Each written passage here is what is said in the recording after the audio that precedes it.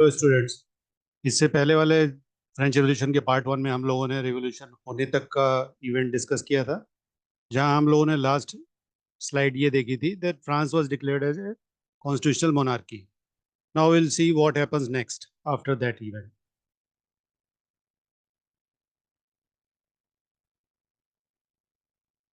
Now France becomes a constitutional monarchy हम लोगों ने देख ही लिया था. तो जैसे मैंने आपको बताया था, what I have done is I have divided the full chapter into the form of slides so that it can be understood very easily. Now you can see the first point. National Assembly completed the draft of the Constitution in 1791. जो मैंने आपको बताया था कि जब constitutional monarchy declare हुई थी, national assembly was made, और उन्होंने वर्सेस के टेनिस कोर्ट ग्राउंड में ये एक प्लेज ली थी that unless until they are completing the constitution they are not leaving the area for that purpose. So National Assembly completed the draft of Constitution in 1791. In that Constitution, what they have done is they have limited the power of monarch and separated into different institutions. जो मैंने आपको बताया था that France becomes a constitutional monarchy, तो इन्होंने उस constitution में monarch की जो पावर्स थी उनको लिमिट करके they have divided into three parts: legislature, executive and judiciary.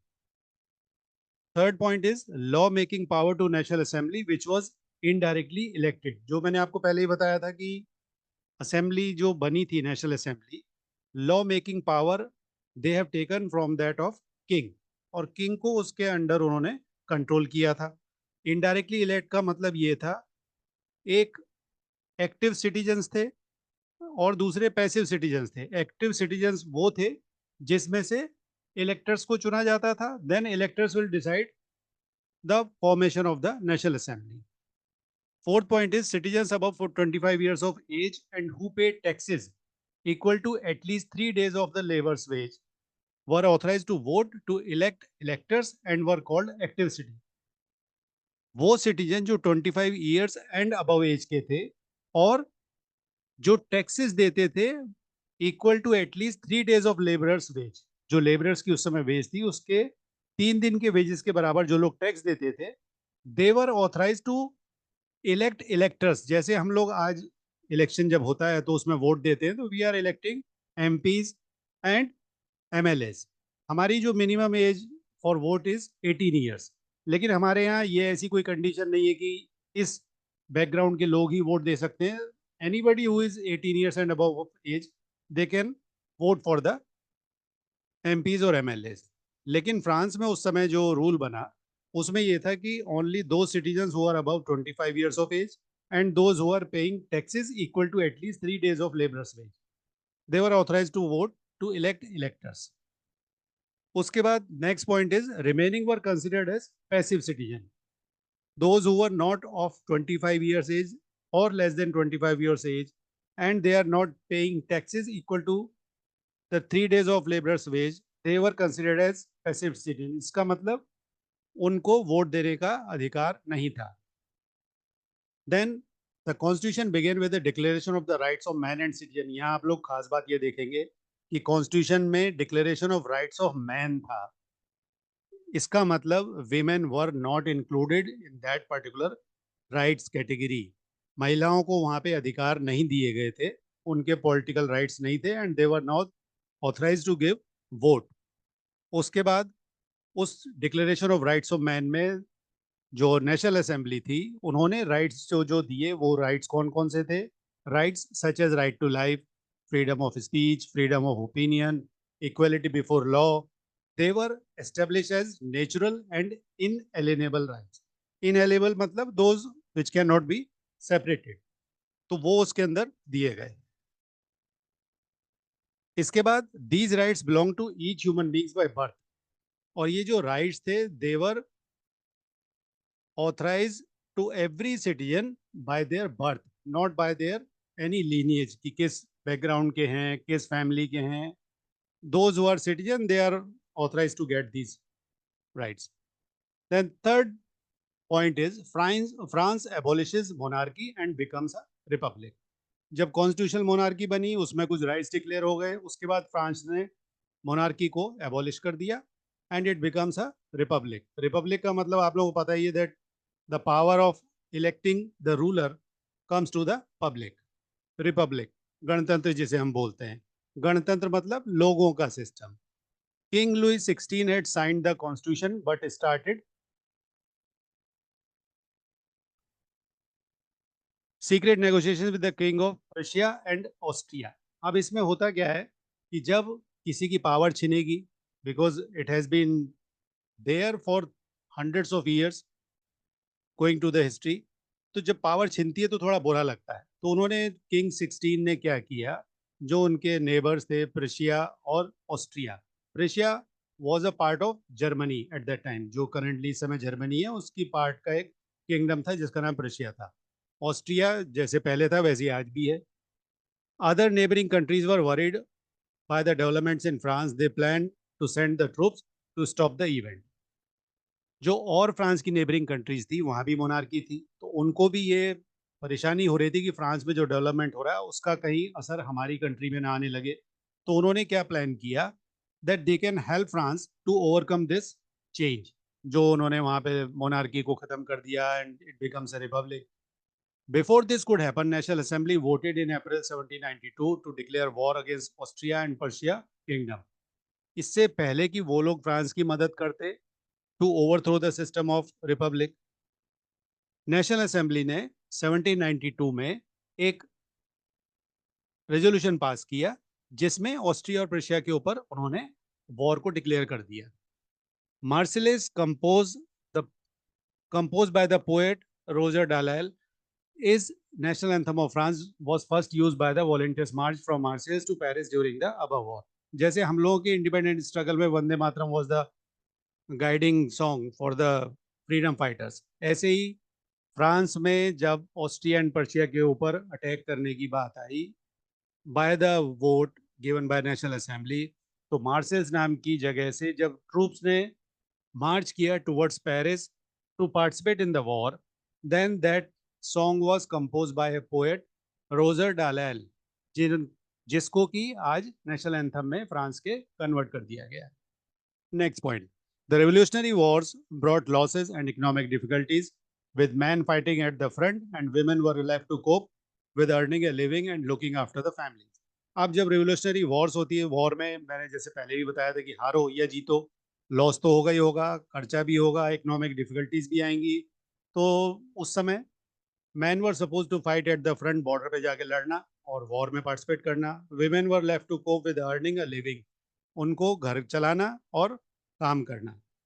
Large number of people thought of continuing the revolution as the benefits were given to rich section of the society only in 1791 Constitution. अब ये सब होने के बाद भी लोगों ने ये प्लान किया कि इस रिवोल्यूशन को कंटिन्यू रहना चाहिए, क्योंकि जो 1791 में कॉन्स्टिट्यूशन बना था उसमें जो बेनिफिट्स दिए गए थे वो सिर्फ रिच सेक्शन को दिए गए, बाकी सेक्शंस को उसमें इग्नोर किया गया था, जैसे विमेन, बाकी जो नॉन टैक्स पेइंग लोग थे उनको कुछ बेनिफिट नहीं मिल रहे थे. So for that purpose, political clubs became an important rallying point to discuss government policies and plan their own course of action. तो उस समय फिर लोगों ने पॉलिटिकल क्लब्स बनाने शुरू कर दिए, वहां पे डिस्कस करना शुरू कर दिया कि गवर्नमेंट की पॉलिसीज क्या हैं, उनके प्लान क्या हैं और उसके अकॉर्डिंग हमें क्या करना चाहिए. Most famous club was that of Jacobins, which got its name from the former convent of Saint Jacob in Paris. सबसे जो फेमस क्लब था वो जैकोबिन क्लब था, जहां पे लोग गवर्नमेंट पॉलिसीज और उनके प्लान को आके डिस्कस करते थे. Members of Jacobin club were less prosperous section of the society, obviously, क्योंकि जब रिवोल्यूशन को कंटिन्यू करने की बात की जाएगी तो जो वेल टू डू फैमिलीज हैं या रिच फैमिलीज हैं या नोबिलिटी है या क्लर्जी है वो तो इसे कंटिन्यू नहीं करना चाहेंगे. तो जैकोबिन क्लब के जो मेंबर थे वो लेस प्रॉस्परस थे, मतलब कम पैसे वाले लोग थे जो परेशानियों में जी रहे थे. They included small shopkeepers, artisans such as shoemakers, pastry cooks, watchmakers, printers, as well as servants and daily wage workers. अब इनका जो लीडर था उसका नाम था Maximilien Robespierre. Their leader was Maximilien Robespierre. Jacobins ने दूसरा, to bring sense of unity and discipline, उन्होंने क्या किया, उन्होंने अपना एक ड्रेस कोड तैयार किया.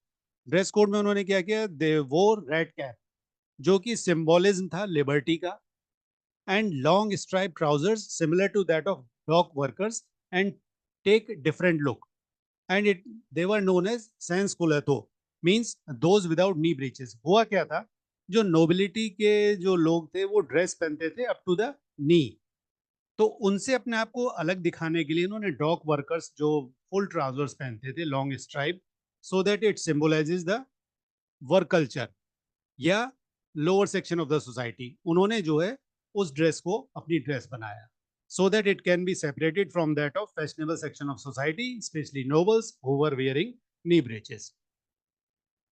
Next point, women were not allowed to wear this. Again, women were neglected. ये था within the system उनके यहाँ क्या कमी थी, तो women were not allowed to wear these. In the summer of 1792, Jacobins planned an insurrection of Parisians who were angered by short supply and high prices of food. अब 1792 के summer में जो जैकोबिन क्लब के member थे, जिनको Jacobins बोलते थे, उन्होंने प्लानिंग की insurrection. Insurrection is a word which is less than revolution and higher than uprising. तीन कैटेगरी में हम लोग लोगों के जो प्रोटेस्ट हैं या मूवमेंट को कैटेगराइज कर सकते हैं. लोअर लेवल पे अपराइजिंग जब स्मॉलर लेवल पे होता है, देन इंसरेक्शन थोड़ा लार्जर एरिया में और थोड़ा इसमें ज़्यादा इन्वॉल्वमेंट लोगों का हो जाता है. उसके बाद रेवोल्यूशन जिसमें पूरे सिस्टम को चेंज करने की बात होती है. तो पेरिस में शॉर्ट सप्लाई हो रही थी फूड की, इस वजह से हाई प्राइसेस बढ़ रहे थे, जिसकी वजह से पेरिस के लोग नाराज थे. उनकी मदद से जैकोबिन्स ने एक इंसरेक्शन मतलब अगेंस्ट सिस्टम, एक अपराइजिंग या रेवोल्यूशन टाइप शुरू करने की कोशिश की. On August 10 they storm the palace of Tuileries, massacred the king's guards and held the king hostage for hours. अब आप लोगों ने यहाँ दो पैलेस का नाम सुना, एक तो वर्सेल्स का नाम सुना था आपने, एक टुलेरिस. तो किंग 14 से पहले जितने भी किंग हुआ करते थे वो पैलेस ऑफ टुलेरिस से अपने आप को कंट्रोल करवाया करते थे, सिस्टम को, या सिस्टम को वहां से रूल करने का काम करते थे. किंग 14 ने ट्यूलेरिस से अपने किंगडम को शिफ्ट करके वर्सेल्स के पैलेस में शिफ्ट किया था. तो ट्यूलेरिस में अभी भी जो किंग के या नोबिलिटी के लोग थे वहां पे रहते थे. तो अगस्त 10 में जैकोबिन ने जब पेरिसियंस के साथ इंसरेक्शन किया तो उन्होंने ट्यूलेरिस पे अटैक किया, वहां के किंग्स के जो गार्ड्स थे उनको खत्म किया और किंग को वहां पे होस्टेज बना लिया. Later by the voting of assembly royal family was imprison. उसके बाद असेंबली में वोट किया गया और रॉयल फैमिली को कैदी बना लिया गया या बंदी बना लिया. Elections were held and now men of 21 years and above age regardless of their wealth got the right to vote. जब ये सब कंट्रोल उन्होंने कर लिया तो उसके बाद फिर एक बार और इलेक्शन हुए. Now the voting age has been reduce from 25 to 21 years of age. और वो जो उनकी इकोनॉमिक बैकग्राउंड की कंडीशन थी कि those who are paying 3 days of wages equivalent labourers pay उनको ही वोटिंग का राइट था, वो इसमें से कंडीशन हटा दी गई. Now the newly elected assembly was called the convention. अब जो नई असेंबली बनी उसका नाम रखा गया convention. On 21st September 1792, it abolished monarchy and declared France a republic, thus giving the people right to elect the government. जैसे मैंने बताया रिपब्लिक इज गणतंत्र, तो लोग जिसमें गवर्नमेंट को इलेक्ट करें that becomes a republic, and the government is divided into three parts, that is legislature, executive and judiciary. Louis XVI was sentenced to death on the charges of treason. देशद्रोह का Louis 16 पे charge लगाया गया. On 21st January 1793, he was executed publicly and shortly followed by same fate of Queen Mary Antoinette. जो हमने शुरू में first slide में पढ़ा था कि उसकी शादी ऑस्ट्रियन प्रिंसेस से हुई थी, तो 21 जनवरी 1793 को उसको पब्लिकली हैंग कर दिया गया या उसे फांसी दे दी गई. और उसके जल्दी ही बाद क्वीन मैरी को भी यही भुगतना पड़ा. Now after gaining the power in the form of republic and declaring France as a republic, there is a section which is called the reign of terror. Reign of terror मतलब आतंक का राज. Reign मतलब rule, terror मतलब आतंक. अब ऐसा क्या हुआ कि मोनार्की खत्म कर दी, रिपब्लिक आ गई, फिर भी टेरर की बात आ रही है इसमें. What happened is the period from 1793 to 1794 is referred to as Reign of Terror. जो 1793 से जब किंग को एग्जीक्यूट कर दिया गया उसके बाद एक साल का जो पीरियड था वो रेन ऑफ टेरर कहलाता है. उसमें मैंने आपको पहले बताया था जैकोबिन क्लब का जो लीडर था, his name was Maximilien Robespierre. Robespierre followed a policy of severe control and punishment. लोगों को सिस्टम चेंज करने के लिए उसने जो पॉलिसी अपनाई, that was of severe control and punishment. Severe punishment of execution was given to his enemies by guillotine. Guillotine एक system होता था जिसमें दो लोहे के पीस होते हैं, एक नीचे रखा हुआ है, ऊपर से ब्लेड आता है and the head is separated. तो उसके थ्रू वो लोगों को सजा देता था जो उसके एनिमीज थे। Even his own party members not agreeing to his ideas were tried by revolutionary tribunal and if found guilty they were guillotine. यहाँ तक कि जो उसके पार्टी के भी मेंबर्स थे, अगर वो उसके आइडियाज को सपोर्ट नहीं करते थे, उनके ऊपर केस चलाया जाता था, और अगर उनको दोषी पाया जाता था तो उनको गिलोटिन कर दिया जाता था, मतलब उनकी गर्दन काट दी। This government issued laws placing a maximum ceiling on wages and prices. इसके बाद इस गवर्नमेंट ने क्या किया, जो जैकोबिन्स ने या कन्वेंशन के थ्रू गवर्नमेंट बनाई, उन्होंने जो है वेजेस और प्राइजेस पे मैक्सिमम सीलिंग लगा दी, मतलब रेट फिक्स कर दिए कि इससे ज्यादा कोई बेच नहीं सकता है। इसके साथ साथ, just to give a sense of equality among the masses, उन्होंने मीट और ब्रेड को राशन कर दिया। राशन मतलब सब्सिडाइज कर दिया फॉर जनरल पब्लिक, कि उस रेट में ही उनको दिया जाएगा। More expensive white floor bread was forbidden and an equality bread made of whole wheat was made to eat by all citizen। और सारे लोगों को जो व्हाइट फ्लोर की ब्रेड आती, जिसे मैदा की ब्रेड हम कहते हैं, जो महंगी आती थी, उसको कंप्लीटली बैन कर दिया गया, और एक इक्वलिटी ब्रेड से नाम निकाला गया जो कि होल व्हीट की बनी थी और सब सिटीजन्स को उसे ही खाना था। इसका टेरर में क्यों इसे कनेक्ट किया जा रहा है, क्योंकि जो लोग वेल टू डू फैमिलीज वाले थे उनको थोड़ा ये ह्यूमिलेटिंग लगा कि भाई हम लोग बियर कर सकते हैं, पैसा दे सकते हैं, तो हमको भी वही चीज खाने को मिल रही है जो आम आदमी खा रहा है। In speech also, instead of sir and madam, जो मॉन्सियर और मैदाम बोलते हैं फ्रेंच में, ऑल सिटीजन्स वर कॉल्ड सिटोइन एंड सिटोइनी। मतलब सिटीजन के तौर पे ही जाने जाते थे, सबको सर मैडम कहना भी बंद कर दिया, so that there is not a feeling of detachment from the lower section of the society, भाई हम नीचे हैं और कुछ लोग हमारे ऊपर हैं। Churches were shut down and converted into barracks and offices. Church को बंद कर दिया गया और उनको बैरक और ऑफिस में कन्वर्ट कर दिया गया। Because of his torture to the people in July 1794 he was arrested after conviction from the court and guillotined. जो सिस्टम उसने शुरू किया था उसका अंत उसी के साथ वैसा ही हुआ। उसने जब ये टॉर्चर करने शुरू किया, क्योंकि जैसे अब चर्च है, church is something related to religion. अब रिलीजन को फॉलो करने के लिए लोअर सेक्शन भी जाएगा, अपर भी जाएगा, मिडिल भी जाएगा। उन्होंने क्या किया, कंप्लीटली उसे शट डाउन कर दिया। उन्होंने शट डाउन क्यों किया, आपने पहले शायद ध्यान हो पढ़ा था, जब वो टैक्स लिया जाता था एक टिथेज नाम से, चर्च के थ्रू, क्लर्जी के थ्रू, तो उसके एंगर में इन्होंने क्या किया, चर्च को पूरी तरह बंद कर दिया। अब आया डायरेक्टरी रूल्स फ्रांस। अब मोनार्की खत्म हो गई, रिपब्लिक हो गया, कन्वेंशन हो गया, अब नया सिस्टम ऑफ रूल आया which was called directory. After the fall of Jacobin government, wealthier middle classes seize the power. अब क्योंकि जैकोबिन गवर्नमेंट में कौन लोग थे, लेस प्रॉस्परस सोसाइटी के मेंबर्स थे, उनके खत्म होने के बाद, क्योंकि रॉबस्पियर को फांसी दे दी गई, जो वेल्दियर मिडिल क्लास के लोग थे उन्होंने पावर को सीज कर लिया। जो थर्ड एस्टेट के मैंने बताया था अपर क्लास के लोग थे। A new constitution was introduce paving the way to elect to legislative councils. इसके बाद इन्होंने नया कॉन्स्टिट्यूशन बनाया जिसमें दो लेजिस्लेटिव काउंसिल बनाई गई, जिसका काम था एक डायरेक्टरी अपॉइंट करना, an executive made up of 5 members to rule instead of rule by one person. जैसे मोनार्क में सिंगल रूल था किंग का, उसके बाद जैकोबिन्स में आया जो नेशनल असेंबली बनी, कन्वेंशन बना, again there was one ruler.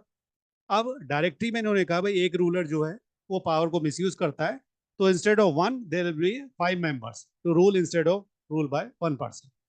Now directors often clashed with the legislative councils who then sought to dismiss. अब डायरेक्टर्स क्योंकि 5 थे, एक तो उनके अंदर एक यूनिटी आना बहुत मुश्किल, फिर लेजिस्लेटिव काउंसिल कुछ कहती थी, वो कुछ और करते थे, तो उनमें क्लैश होती थी। अब लेजिस्लेटिव काउंसिल ने उनको डिसमेंटल करने का पावर अपने पास रखा था, तो जब भी वो डायरेक्टर्स लेजिस्लेटिव काउंसिल के डायरेक्शन पे काम नहीं करते थे, वो उन्हें डिसमिस करते थे। अब इससे क्या हुआ, एक instability again came into the system, कि भाई अब किसकी मानी जाए, 5 लोग कुछ और कह रहे हैं, लेजिस्लेटिव काउंसिल कुछ और कह रही है, पब्लिक का उसमें नुकसान हो रहा है। अब इससे क्या हुआ, there was a political instability. इतना ज्यादा स्टेबल सिस्टम नहीं था। This political instability pave the way to the rise of military dictator Napoleon Bonaparte. इस सब का फायदा उठाते हुए एक मिलिट्री डिक्टेटर का वहां पे इमरजेंस हुआ जिसका नाम था Napoleon Bonaparte. Despite all upheavals and changes, the ideals of freedom, of equality before the law, and of fraternity remained inspiring ideals that motivated not only France but rest of the Europe during following century. अब इस सारी घटना की अच्छी बात ये थी कि चाहे वहाँ नेशनल असेंबली रही हो, जैकोबिन रूल रहा हो, कन्वेंशन रहा हो या डायरेक्टरी रहा हो, सबका लेकिन एक कॉमन फील्ड ऑफ एक्शन था कि जो भी पब्लिक है उसको फ्रीडम, इक्वलिटी और फ्रेटर्निटी जरूर मिलनी चाहिए despite rule by any system. तो अच्छी बात यह थी कि फ्रीडम, इक्वलिटी और fraternity was the core value for everybody, चाहे वो नेपोलियन बोनापार्ट रहा हो, कन्वेंशन रहा हो या नेशनल असेंबली रही हो. तो सिस्टम में सिर्फ तीन चीजें इनके आइडियल्स हमेशा मेंटेन रहे. अब आता है विमेन की कंडीशन. हम लोगों ने शुरू से देखा था कि उनको ना तो पहले वोटिंग का राइट मिला, ना कॉन्स्टिट्यूशन में उन्हें कुछ किया गया. तो फिर उनकी हालत हुई क्या, कैसे उन्हें कुछ बेनिफिट मिल पाए. तो fourth heading in the chapter is did women have a revolution. क्या महिलाओं ने भी कोई क्रांति की? Women were active participants in events bringing change in the French society. They thought their involvement would pressurize revolutionary government to improve their lives. शुरू से ही French society में जो भी चेंजेस आ रहे थे उसमें विमेन बहुत एक्टिवली पार्टिसिपेट कर रही थी. उन्होंने ये सोचा कि उनके इन्वॉल्वमेंट से जो रिवोल्यूशनरी गवर्नमेंट बनी, जैसे नेशनल असेंबली बनी, फिर कन्वेंशन बना या डायरेक्टरी बनी, तो उससे उनकी जिंदगी पे कुछ फर्क पड़ेगा. Most women of third estate were engage for the living of their families as they were engage. अब थर्ड एस्टेट की ज्यादातर जो लेडीज थी वो अपनी फैमिलीज के लिए जीवन यापन की चीजें करने में बिजी रहती, जैसे seamstress, laundresses, sold flowers, fruit and vegetables, or employed as domestic servants in houses of prosperous people. Women were denied education. महिलाओं को एजुकेशन डिनाइड थी. Only daughters of nobles and wealthier section could study at convent, followed by the marriage arranged by their families. सिर्फ जो nobles और wealthier section की ladies थी या girls थी उनको ही कॉन्वेंट में पढ़ने की परमिशन थी, और उसके बाद उनके फैमिली के मेंबर्स उनकी मैरिज जहाँ चाहते थे करवा देते थे. Working women were supposed to take care of their families also by completing daily tasks in their houses. और working women जो थी उनको अपनी families की केयर करने की जिम्मेदारी थी. Their wages were less than that of men. तो within the system, एक तो मोनार्की के अगेंस्ट सब चल रहा था, लेकिन with in their own system जो उनका सोशल सेटअप था उसमें विमेन वर इग्नोर्ड फर्दर, और उनकी वेजेस भी मैन के कंपैरिजन में कम थी. Seeing no results. अब इन सारी चीजों के बाद जब कोई रिजल्ट नहीं मिला, women started their own political clubs and newspapers. जो लेडीज थी उन्होंने अपना खुद का पॉलिटिकल क्लब शुरू कर दिया और न्यूज़पेपर शुरू कर दिए. About 60 women club came up in different French cities. अलग अलग फ्रांस के शहरों में 60 करीब women club उस समय बने. The Society of Revolutionary and Republican Women Club was the most famous of them. जैसे Jacobin Club was the most famous club among the men, वैसे ही women में Society of Revolutionary and Republican Women जो club था वो बहुत famous था. They demanded right to vote, to be elected to the assembly and to hold political office. उन्होंने right to vote demand की, assembly में इलेक्शन के लिए बात की और पॉलिटिकल ऑफिस होल्ड करने की अपनी डिमांड रखी. रिवोल्यूशनरी गवर्नमेंट टुक फ्यू स्टेप्स. अब रिवोल्यूशनरी गवर्नमेंट ने जब देखा प्रेशर ज्यादा पड़ रहा है तो उन्होंने कुछ बेनिफिट उन्हें दिए, जैसे स्कूलिंग उनको कंपलसरी कर दी गई. उनकी जो मैरिज उनके घर वाले जबरदस्ती करते थे उसको उन्होंने लीगली बैन कर दिया कि there will not be any force marriage against their will. Marriage was made a contract under registered civil law. Civil law में उनके मैरिजेस को रजिस्टर करने का काम कर दिया. डिवोर्स को लीगल कर दिया, which could be applied by both and women and man. And they could also train for jobs and run small businesses. ये छोटे मोटे उन्होंने उनको वेलफेयर दिए so that they can be pacified. But they were denied political rights. लेकिन उनको political rights नहीं दिए गए. As during the reign of terror government order to close women clubs and organisation and ban their political activities. और उनके women club organisation को ban कर दिया गया और उनकी पॉलिटिकल एक्टिविटीज को भी बंद कर दिया गया. इसके साथ ही साथ many prominent women were arrested and executed. वही जो बाकी लोगों के साथ हुआ जिन्होंने आवाज उठाई, तो विमेन जो ऑर्गेनाइजेशंस की जो लीडर्स थी उनको अरेस्ट किया गया और उनको फांसी दे दी गई. With their prolonged fight for almost 200 years, French women won the right to vote in 1946 finally. लगभग 200 साल तक फ्रेंच विमेन ने लड़ाई लड़ी आखिर में 1946 में जाके उन्हें लगभग 200 साल बाद राइट टू वोट मिला।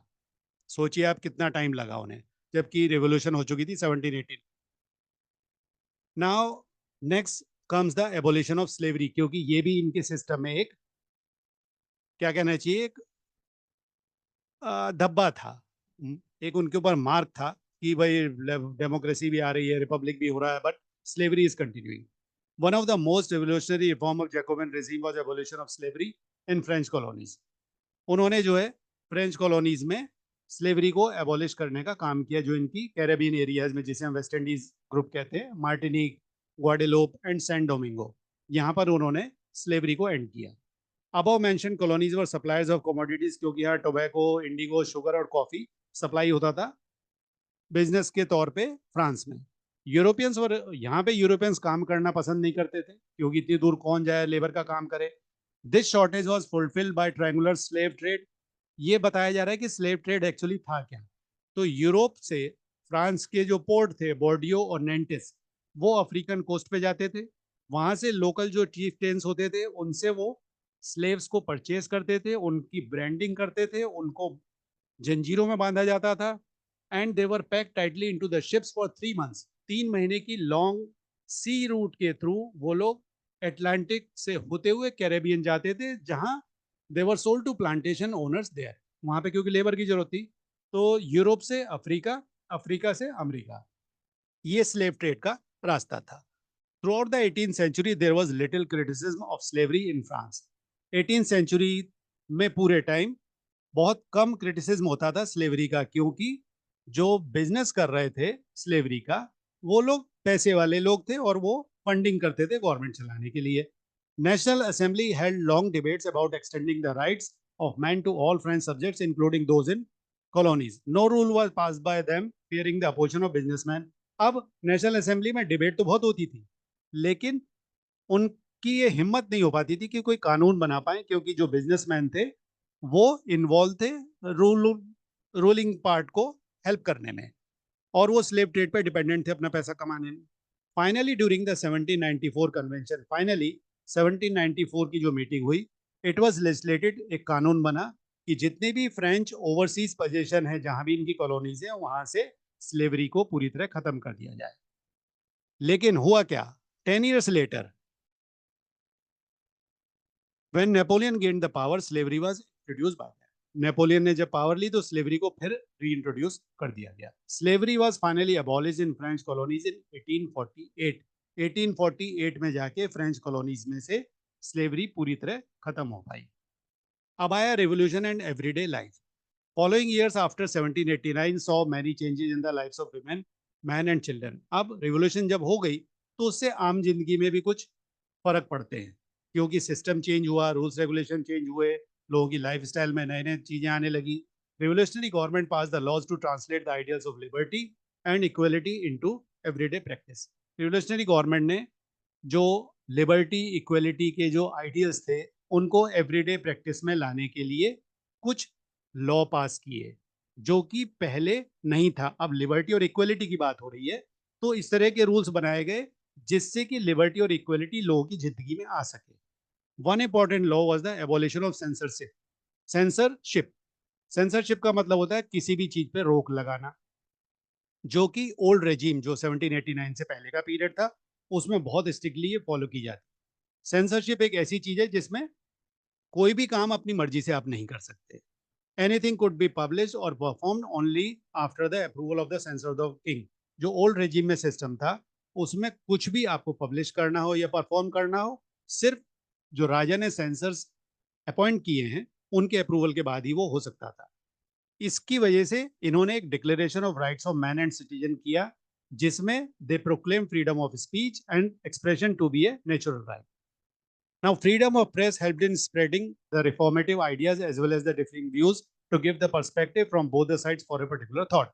अब प्रेस की फ्रीडम भी हुई, जिससे क्या हुआ, जो रिफॉर्मेटिव आइडियाज थे जो फिलोसफर्स के, वो लोगों तक अलग अलग जगह पहुंचने लगे। अब जब आइडियाज रखे जाते हैं तो कोई उसके फेवर में बोलेगा, कोई अपोज करेगा, तो लोगों को डिफरेंट पर्सपेक्टिव डिस्कशन के लिए मिला कि इसमें ये भी हो सकता है और ये भी हो सकता है। उससे हमारा थॉट प्रोसेस जनरेट होता है। कि अच्छा इस चीज को इस तरीके से भी देखा जा सकता है, क्योंकि पहले तो ऐसा नहीं था, सेंसरशिप की वजह से कुछ भी उनके कंट्रोल में नहीं था। लेकिन फ्रीडम ऑफ प्रेस होने से उनके पास सारी बातें पहुंचने लगी। उसके लिए क्या हुआ अपार्ट फ्रॉम दैट, क्योंकि ये तो हो गया जो लोग पढ़ सकते थे, plays, songs, and procession attracted large number of people, which helped to gather and understand the ideas such as liberty or justice. इसके साथ साथ लोगों को समझाने के लिए प्ले ऑर्गेनाइज किए गए, सॉन्ग्स बनाए गए, प्रोसेशन करे गए, जिसमें लिबर्टी और जस्टिस के जो आइडियाज थे पॉलिटिकल फिलोसफर्स के, उनको लोगों तक पहुंचाया गया। और डिफरेंट मैगजीन्स और पेपर्स के थ्रू उनके थॉट्स को पहुंचाया गया, क्योंकि पहले सिर्फ कुछ ही लोग उसे बेनिफिट ले पाते थे। Now in 1804, Napoleon Bonaparte, concluding part of the chapter. In 1804, Napoleon Bonaparte crowned himself Emperor of France. Napoleon Bonaparte ने 1804 में अपने आप को फ्रांस का एम्परर डिक्लेयर किया। जो मैंने पहले बताया था ना, 1794 में स्लेव ट्रेड खत्म हुआ, तो 10 साल बाद जब नेपोलियन आया तो उसने दोबारा उसे शुरू कर दिया। He conquered neighbouring countries. उसने उसने क्या किया कि वो फ्रांस में तो था ही था, उसने ये कहा कि हम पूरे यूरोप को और फिर पूरी दुनिया को सुधारेंगे। तो he started conquering neighbouring countries, dispossessing kingdoms and dynasties where he placed members of his family. उसने जो है आस पड़ोस की किंगडम्स और डायनेस्टीज को हराना शुरू कर दिया और वहां अपने मेंबर्स, जो फैमिली के मेंबर्स थे, उनको रूल करने के लिए छोड़ दिया। He consider himself as a moderniser of Europe. पूरे यूरोप का उसने सोचा मैं ही एक ठेकेदार हूं और मैं पूरे यूरोप को मॉडर्नाइज करूंगा। He introduce many laws such as protection of. कुछ एक अच्छे काम किए उसने जो उस समय की रिक्वायरमेंट के हिसाब से थे। ही introduced many laws such as protection of private property and a uniform system of weights and measures provided by the decimal system. Weights and measures पहले फ्रांस में क्या था कि डिफरेंट प्लेसेस पे डिफरेंट रूल्स फॉलो होते थे। मतलब 1 kg हमारे यहाँ अगर एक 1000 ग्राम है, तो किसी और के यहाँ 900 ग्राम है, किसी का 800 है। तो जब कमोडिटीज का मूवमेंट होता था उससे पेमेंट में दिक्कत आती थी। Initially many saw Napoleon as a liberator, but soon Napoleonic armies came to be viewed everywhere as an invading force. शुरुआत में नेपोलियन सबको लिबरेटर के तौर पे लगा, क्योंकि सबको लगा अरे भाई ये तो हमारी कंट्री को भी सुधार रहा है, पड़ोस में भी जीत रहा है, सब कुछ अच्छा कर रहा है। लेकिन उसके बाद हुआ क्या कि he followed the same policies. उसने फिर अपने अगेंस्ट जो भी डिसेंट होता था या डिफरिंग वॉइस होती थी उनको दबाना शुरू कर दिया। तो सब जगह ऐसा लगने लगा कि अब तो फ्रीडम का ही है ही नहीं, नेपोलियन आर्मी सब जगह दिखाई देती है। तो उसका रिजल्ट क्या हुआ? He was finally defeated at Waterloo in 1815। उसको 1815 में वाटरलू में हराया गया। But many of his ideas of liberty and modern law to other parts of Europe had an impact on people long after Napoleon had left. इसके बाद उसको जब हरा दिया, लेकिन उसके कुछ आइडियाज जो लिबर्टी और मॉडर्न लॉ थे उसके कुछ, उन्होंने पूरे यूरोप में और बाकी एरियाज में बहुत अच्छा इम्पैक्ट डाला। Now what is the conclusion of this chapter? The ideas of liberty and democratic rights were the most important legacy of the French Revolution. इसका सबसे इंपॉर्टेंट जो कंट्रीब्यूशन रहा वो ये था कि liberty, democracy and fraternity, these are the most important thing for a particular society to run, for a country to run. ये French revolution के थ्रू यूरोप में और बाकी देशों में ये बातें अच्छी गई। इससे फायदा क्या हुआ? Colonized people reworked the idea of freedom from bondage into their movements to create sovereign nation state. यहाँ से आइडिया लेने की वजह से जो ऑलरेडी कॉलोनीज थी, जैसे इंडिया भी थी या और जगह भी थी, वहां पे उन्होंने एक आइडिया ऑफ फ्रीडम और बॉन्डेज उनके मूवमेंट में रिफ्रेज करना शुरू कर दिया कि कैसे हम एक सॉवरन नेशन स्टेट बन सकते हैं as France has emerged. So हमारे यहाँ टीपू सुल्तान एंड राजा राम मोहन राय जो सोशल फिलोसफर थे, Tipu Sultan was a ruler of Mysore. They responded to ideas coming from the revolutionary France. उन्होंने रिवोल्यूशनरी फ्रांस से जो आइडियाज आए उसको उन्होंने मेंटेन किया। अब फ्रेंच रिवोल्यूशन को हम लोगों ने डिस्कस कर लिया है 2 पार्ट में। एक तो आपको कोई कंफ्यूजन हो तो आप कमेंट सेक्शन में पूछ सकते हैं। दूसरा, एक और स्लाइड हम लोग बाद में जब डिस्कस करेंगे, I will discuss about the different short question answer in the section. अब फ्रेंच रिवोल्यूशन को अगर हम एक रेलेवेंस के तौर पे देखें तो इसकी रेलेवेंस एक्चुअली थी क्या? हमने फ्रेंच रिवोल्यूशन क्यों पढ़ी? एक तो सबसे बड़ा जो इसका बेनिफिट था, एक दुनिया भर में ये मैसेज गया that monarchy can be defeated by certain means and rule of the people can be brought into the country. ये सबसे बड़ा मैसेज, क्योंकि इससे पहले मोनार्की पूरी दुनिया में चल रही थी, जो यूरोपियन कंट्रीज खासकर, तो वहां पे ये था कि भाई अब राजा को तो हराया नहीं जा सकता। तो ये सबसे बड़ा बेनिफिट आया कि राजा को हराया जा सकता है और सिस्टम को चेंज किया जा सकता है। तो ये सब जो थोड़ा बहुत मैंने समझाया, इसको आप देखिएगा। अगर कोई कंफ्यूजन हो तो नेक्स्ट स्लाइड में हम लोग या नेक्स्ट क्लास में हम लोग इसे शेयर करेंगे और डिस्कस करेंगे। Thank you.